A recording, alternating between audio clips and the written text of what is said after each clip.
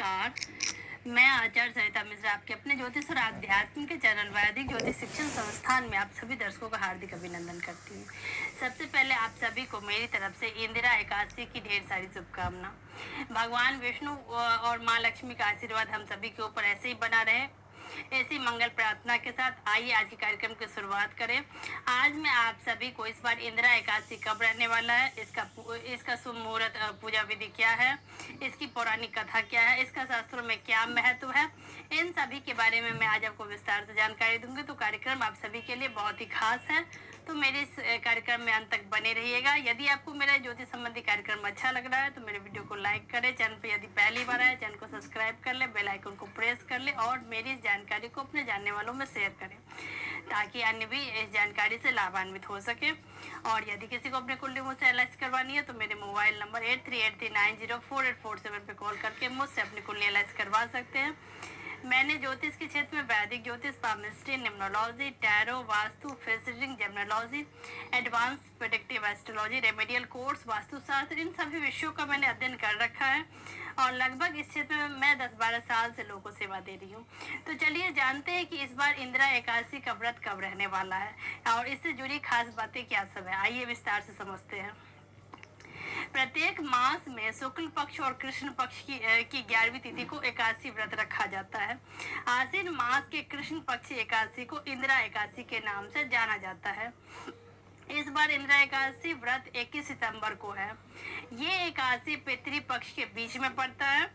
कहा जाता है कि पितृपक्ष में यदि आपने श्राद्ध के नियम का पालन नहीं किया तो इंदिरा एकादशी के दिन व्रत और पूजा कर सकते हैं। इससे पितरों को शांति मिलती है।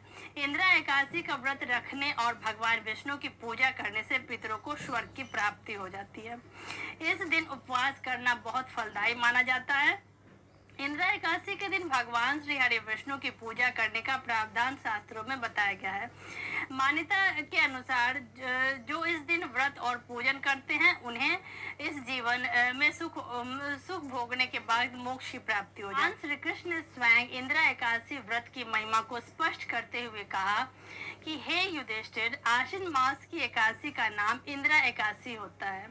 यह एकादशी पापों को नष्ट करने वाली होती है।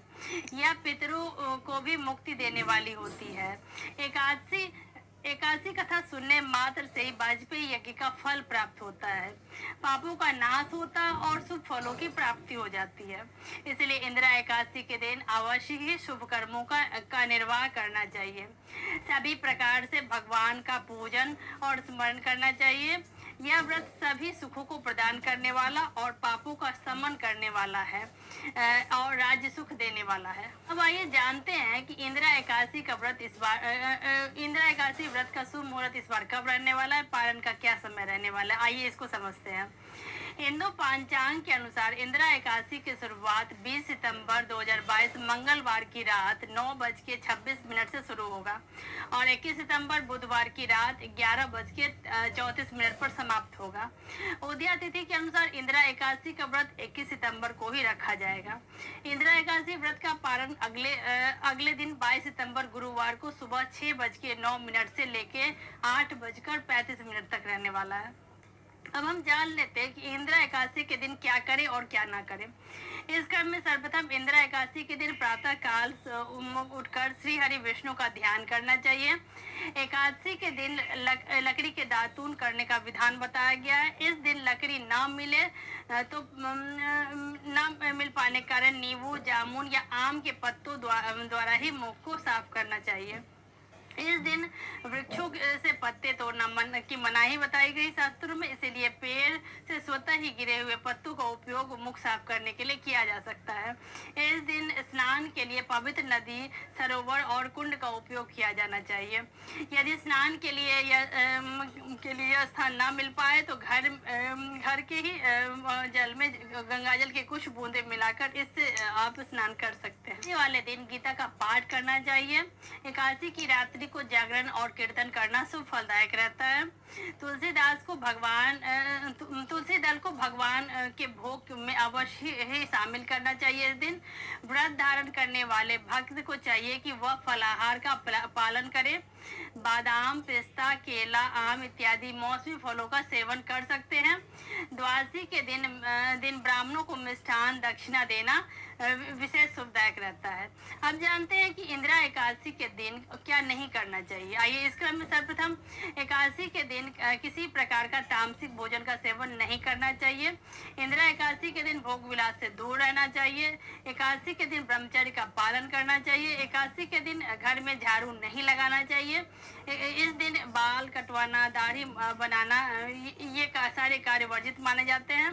इस दिन जितना संभव हो सके मौन धारण करें। इस दिन झूठ नहीं बोलना चाहिए, किसी की निंदा नहीं करनी चाहिए, चोरी नहीं करनी चाहिए, गलत कर्मों से दूर रहना चाहिए। अब हम जानेंगे कि इंदिरा एकादशी व्रत की पूजा विधि क्या रहने वाली है। आइए इसको जानते हैं। इस क्रम में यह श्राद्ध पक्षी एकादशी है। इसको करने से मोक्ष की प्राप्ति होती है। यह व्रत आश्विन कृष्ण पक्ष की 10वीं तिथि से शुरू हो जाता है। 10वीं के दिन प्रातः स्नान कर घर में पूजा पाठ करें। फिर दोपहर में नदी में स्नान करके तर्पण की विधि करें। श्राद्ध की विधि के बाद ब्राह्मणों को भोजन करवाएं एवं स्वयं भी भोजन ग्रहण करें। दूसरे दिन एकादशी के दिन सुबह स्नान करें एवं पूरे दिन निराहार व्रत का संकल्प लें। फिर से श्राद्ध विधि करें और ब्राह्मणों को फलाहार कराएं। इसके बाद गाय, कौए और कुत्ते को आहार का हिस्सा दें। दूसरे दिन पूजा करके ब्राह्मणों को भोजन कराएं और दान दक्षिणा दें। पूरे कुटुंब के साथ भोजन ग्रहण करें। अब हम जानेंगे कि इंदिरा एकादशी व्रत की कथा शास्त्रों में क्या बताई गई। आइए इसको जानते हैं। इंदिरा एकादशी की कथा के विषय में महाभारत पर्व में कहा गया है कि महाभारत में धर्मराज युधिष्ठिर भगवान मधुसूदन श्री कृष्ण से पूछते हैं कि आश्विन मास का कृष्ण पक्ष एकादशी को किस नाम से पुकारा जाता है।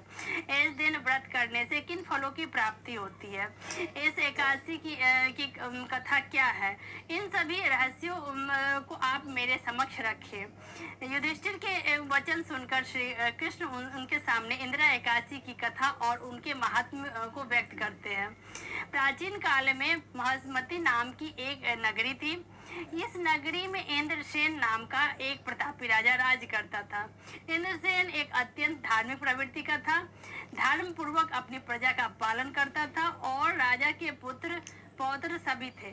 सभी सुख और धन आदि से संपन्न थे। इंद्रसेन राजा भगवान श्री विष्णु के परम भक्त थे। एक बार राजा सभा में बैठे हुए थे। उस समय महर्षि नारद जी सभा में आते हैं और राजा उन्हें सम्मान के साथ स्थान देते हैं और उनके आने का प्रयोजन पूछते हैं। नारद जी राजा से कहते हैं कि आपका राज्यकाल और आपके कार्य सभी कुशलता पूर्वक हो रहे हैं। आपका ध्यान विष्णु भक्ति में लगा रहता तो है। नारद के कथन सुनकर राजा उन्हें प्रणाम करते हुए कहा कि हे मुनि नारद जी, आपकी कृपा से मेरा राज्य कुशल मंगल है। मैं धर्म पूर्वक सभी कार्यों को भी कर रहा हूँ। मेरे राज्य में यज्ञ कर्म अनुष्ठान सदैव होते ही रहते हैं। राजा के वचन सुन नारद जी कहते हैं कि हे राजन, एक समय जब यमलोक को गया तो उस स्थान पर मैंने तुम्हारे पिता को देखा। यमराज की सभा में धर्मात्मा तुम्हारे पिता को एकादशी का व्रत भंग होने के कारण ही वहां देखा। तुम्हारे पिता ने मुझे तुम तक संदेश पहुंचाने को कहा है। उन्होंने संदेश दिया है कि पूर्व जन्म में किसी व्यवधान के कारण मैं यमराज के समक्ष यम लोक मेरा गया हूँ। सो हे पुत्र, यदि तुम आश्विन मास के कृष्ण पक्ष में आने वाली इंदिरा एकादशी का व्रत मेरे लिए कर सकते हो तो मुझे यमलोक से मुक्ति की प्राप्ति होगी और स्वर्ग की प्राप्ति संभव हो जाएगी। नारद जी के मुख से अपने पिता का यह वचन सुन राजा इंद्रसेन अपने पिता की मुक्ति के लिए व्रत करने को आतुर हो गए। राजा नारद से इंदिरा एकादशी व्रत की विधि पूछते हैं। महर्षि नारद राजा को व्रत विधि के विषय में सविस्तार ही बताते हैं। आश्विन मास की कृष्ण पक्ष की 10वीं के दिन से ही एकादशी का व्रत के नियमों को धारण करना चाहिए। 10वीं के दिन से श्रद्धापूर्वक भगवान का स्मरण करना चाहिए। 10वीं की रात्रि के समय सभी प्रकार से भोग विलास और तामसिक वस्तुओं को त्याग कर भक्ति का आचरण करना चाहिए। एकादशी के दिन पवित्र नदी, सरोवर अथवा घर पर ही स्नान कार्य संपन्न करना चाहिए। श्रद्धा पूर्वक पितरों का श्राद्ध करना चाहिए। एकादशी का व्रत पालन करना चाहिए। व्रत के नियमों को भक्ति पूर्वक करते हुए व्रत को संपन्न करना चाहिए। नारद जी से व्रत की विधि जानकर राजा ने इंदिरा एकादशी व्रत की प्रतिज्ञा धारण कर ली। नारद जी के कथनानुसार राजा द्वारा अपने बांधवों सहित व्रत का पालन करता था। व्रत के शुभ प्रभाव से उनके पिता को विष्णु लोक की प्राप्ति संभव हो पाई। एकादशी व्रत के प्रभाव से राजा इंद्रसेन भी सुखपूर्वक राज्य और भोग करते हुए अंत में स्वर्ग लोक को प्राप्त हो गए। तो इसी के साथ ईश्वर का आशीर्वाद हम सभी के ऊपर ऐसे ही बना रहे। आप सभी मेरे कार्यक्रम को देखें, पसंद करें। धन्यवाद।